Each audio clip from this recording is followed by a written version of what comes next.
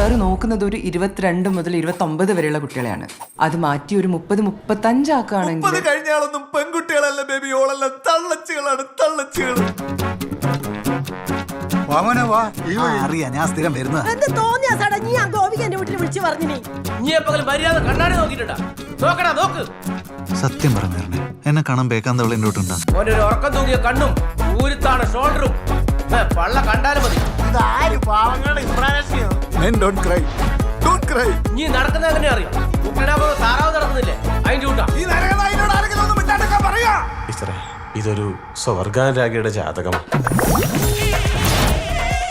നീ കുണ്ടനല്ലേ? നീ കുണ്ടനല്ലേ?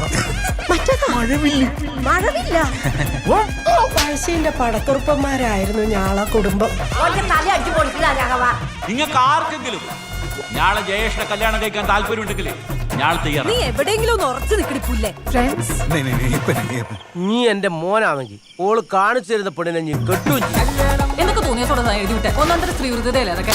അച്ഛന്റെ 16 ഇന്റെ കല്യാണം ഞാൻ ഒന്നിച്ചെടുത്തു. ഉറപ്പിച്ച 22 തന്നെ ഇന്റെ കല്യാണം ഈ മാമ്പുറത്തിലാകവും നടത്തും.